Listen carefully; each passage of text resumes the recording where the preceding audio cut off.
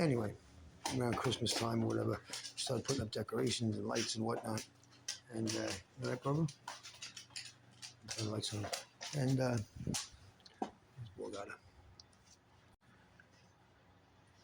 well, anyway, started painting the flag, but I only had the red paint. And then the owner of the hotel pulled up, and I was like, "Oh my god!" So I didn't want to see what I was doing, so I started putting some evergreen Christmas tree branches across there and stuff. And the wind, the last storm, kind of blew the branches off, so I had to figure something out. There used to be a fence here. I woke up. I was up for a few days, and I came out this door, yelling at the cops for something. Kicked that post down, in the fence. A lot of things have happened in this hotel. It's a lot of fun here. You get to be about a mile and a quarter away from the city, so it's a little quiet as compared to, between Tennessee and Atlantic, which has turned into a ghost town. But used to be somebody here who lived with me. Tried to play the Saber game and stuff. So all this satanic stuff, that's what I get at. I'm not a Satanist. This is a reminder that so many things, that fentanyl in a person you love makes them carry demons back into the house. It's part of the equation. Bro, what are you doing?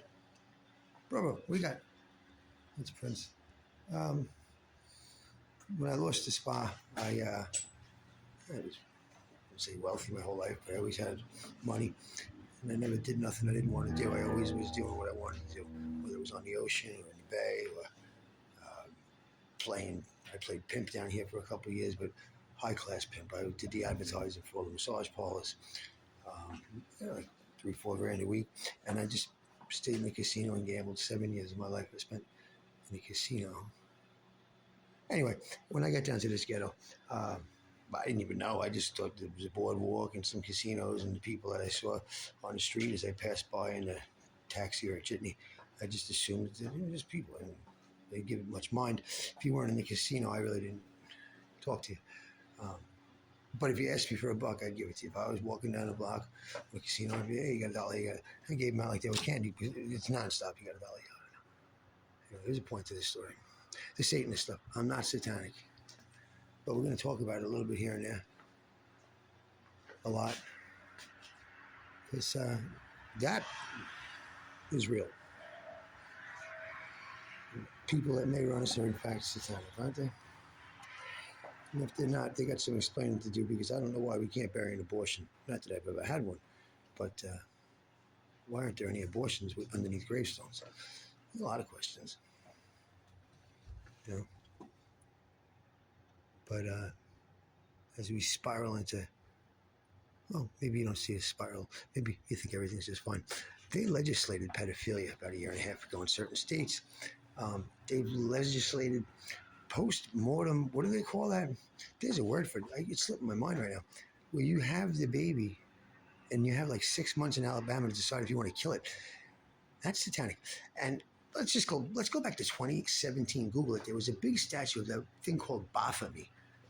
Uriel, Baphomet, Satan, Lucifer. Tell me your 7 names. Anyway, the statue was like 20 feet high, had the hooves, has a belt with 2 children next to him, the medical symbol on him, and the kids are looking at him. It's all before COVID. It's a statue, 20 feet high, made of stone. They moved it in front of the state capitals. And that was real. You start putting statues of Satan in front of the state capitol, my eyes come up. Anyway, that being said, this is one of the problems. I mean, it's just a small problem. It's not even a big problem. It's okay, at least I know I have an enemy. And that's good, to get to know your enemy. Like, I can go to somewhere where there's a prominent figure in front of me. And I could smell a pedophile. I could smell the demonic. I'm not a perfect person. Here's a good example. I live in a hotel for 2 or 3 years. All right. I wake up the other day. I look outside.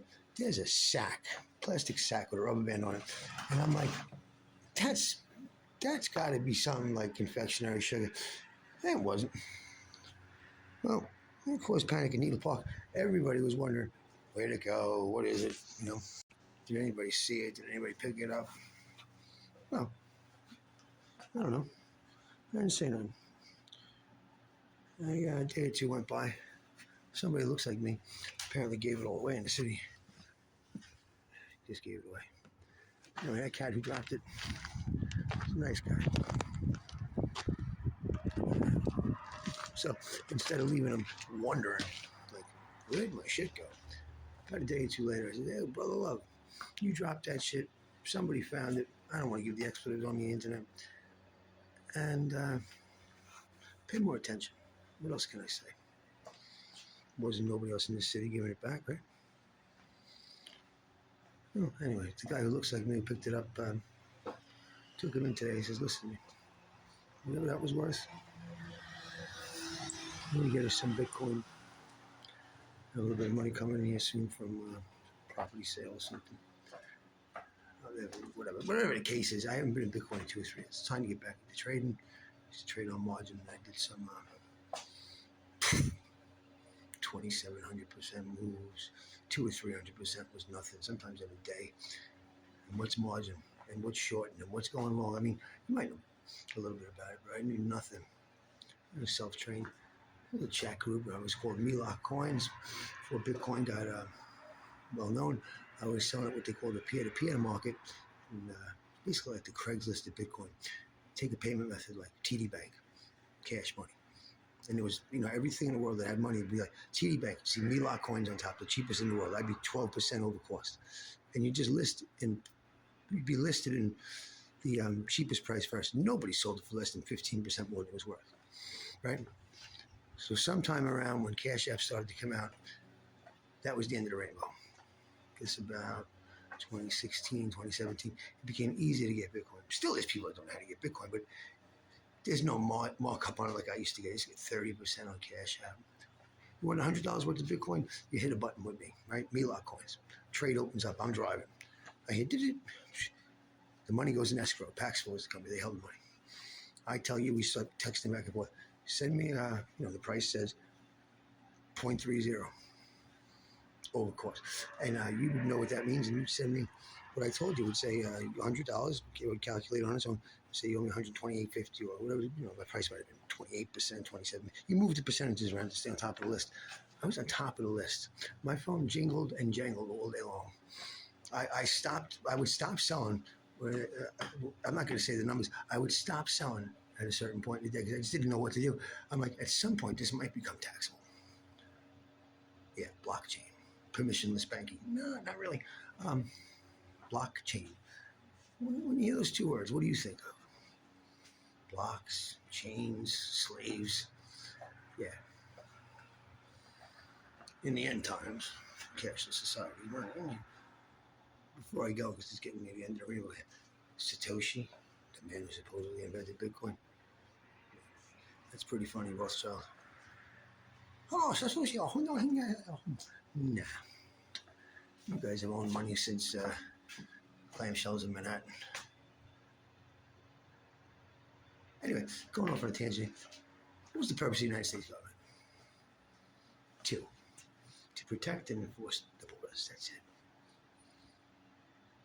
We didn't have federal tax till 1913. I had a long story. Look up the book if you've never heard of it, The Creature from Jekyll Island. Daddy Warbucks and those 27 families had a meeting off the coast of Georgia. They put together, what's the word?